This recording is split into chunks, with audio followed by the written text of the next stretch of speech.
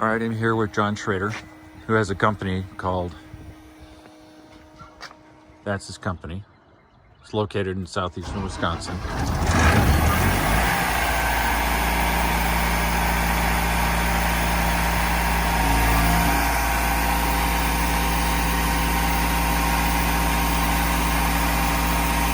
It's a nice day. He lives out in Waukesha, or actually Delafield. Nice community, nice house. I knew him in the Army. He was the chief of staff for the Wisconsin Army National Guard. Was in for 32 years and has been doing this for the last 4 years.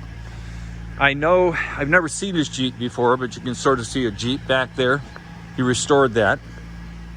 And that's how he got into... So, doesn't that burn your hand, all that dry ice? You don't let it sit on there like liquid would, but So where do you get this stuff from? welder supply. So what happens is the ethanol industry in Wisconsin creates a lot of liquid CO2 as a byproduct of making ethanol. I did not know that. Yep. So the liquid ethanol gets purchased by Welder Supply in Beloit.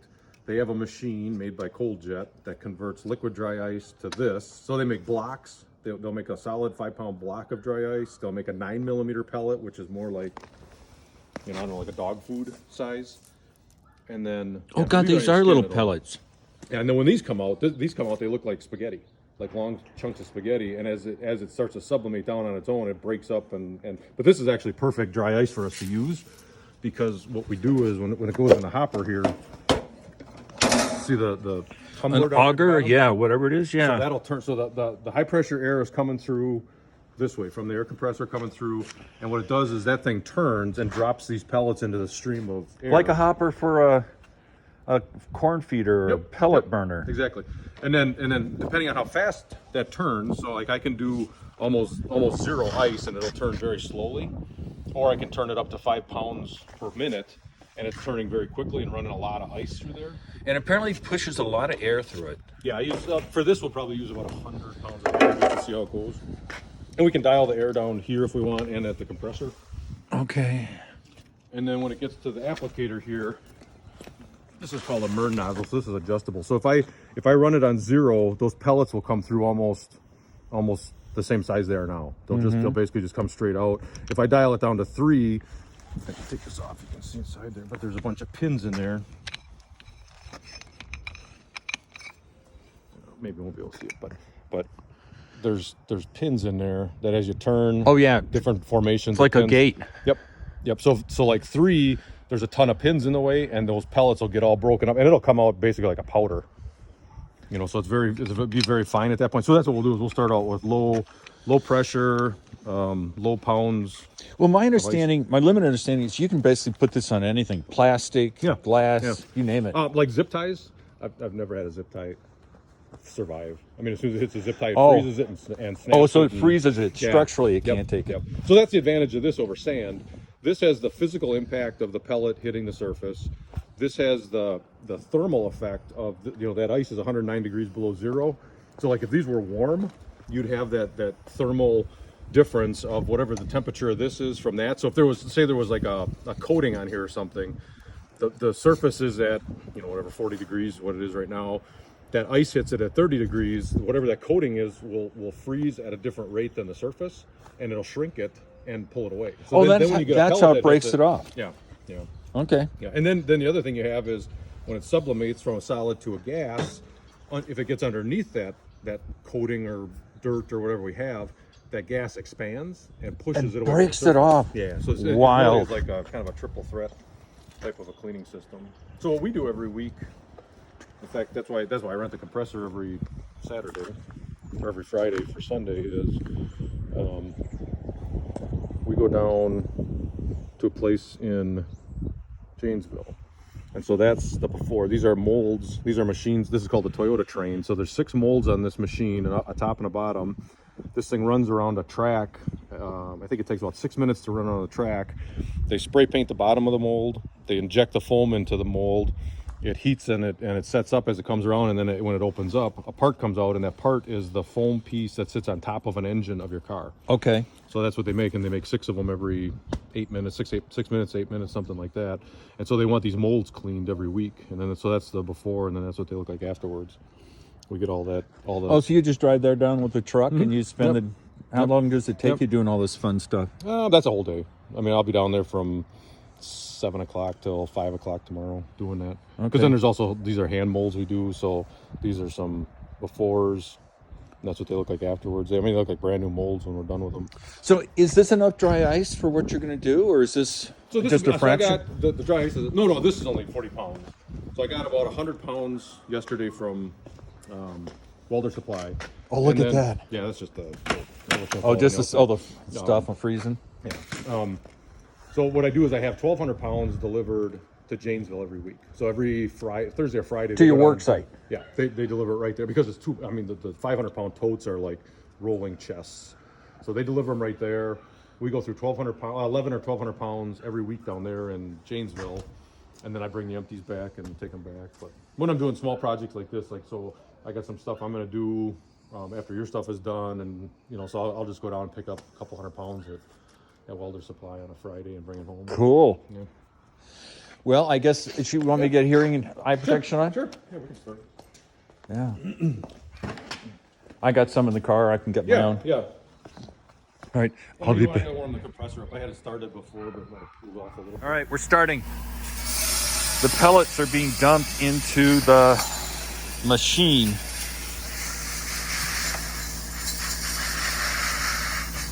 So is it fair to ask, what does one of these machines go for? This the whole system that I got. So this is the machine itself, the applicator, the nozzles, and then that cooler dryer. Normally what I do is like on bigger jobs, and when it's hotter and moisture out in the air, we'll run the air through this first. And this is basically just like a radiator. Oh, it cools it then. Cools the air, takes some of the moisture out of the air, so that you're getting a colder, drier air. Because the problem is when you get moisture mixing in with the pellets, it becomes ice. Yeah, it ruins the pellet. You know, and even that short little time from 20 feet of hose, it ruins the pellet. It takes longer to.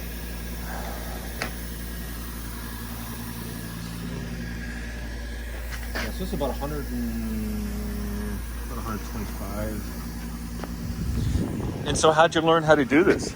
I went to Ohio where they manufactured the machine, and took some classes down there.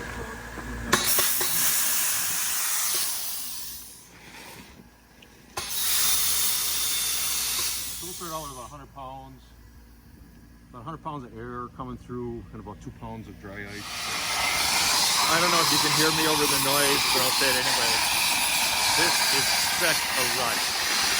I've never seen dry ice done in the flesh before.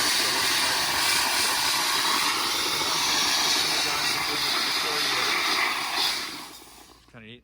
And you can really get a sense of the power of the instrument because it's knocking that valve cover off. It is light, of course. It's aluminum.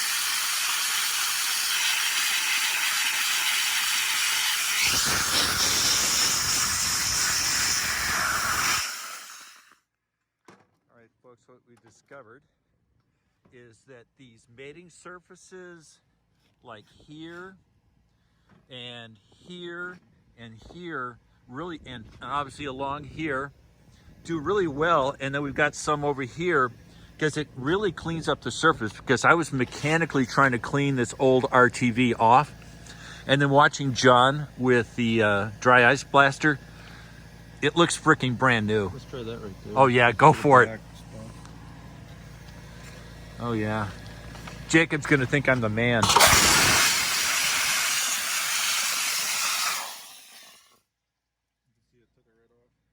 Oh God, just ripped it. Oh, that's great.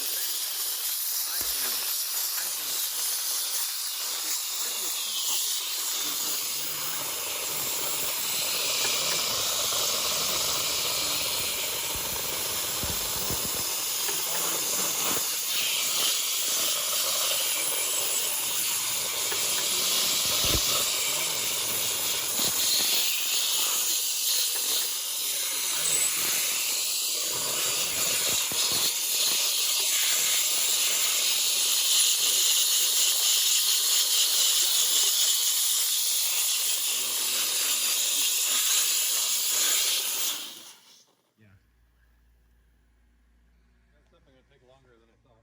Oh, no problem. God, that's cold. I'm realizing that anybody who comes up to watch you do this better be dressed in multiple layers. Yeah. It's cold. Yeah, no, And that mist that comes off of there. it's freezing. Because I'm sitting here going, normally I'm not this cold. Yeah, it's cold. Yeah. No, and this is one of those parts off the water trailer. So this is, 80 years of rust and Corrosion two and different layers of paint. oh yeah, all sorts of abuse. But it does a great job of taking that off. Yep. Now, of course, my way of thinking is it'd be fun to see what would happen, what it would look like if you did like sandblasting. Oh, I did the other one I did. This is an extra one that I had for that trailer.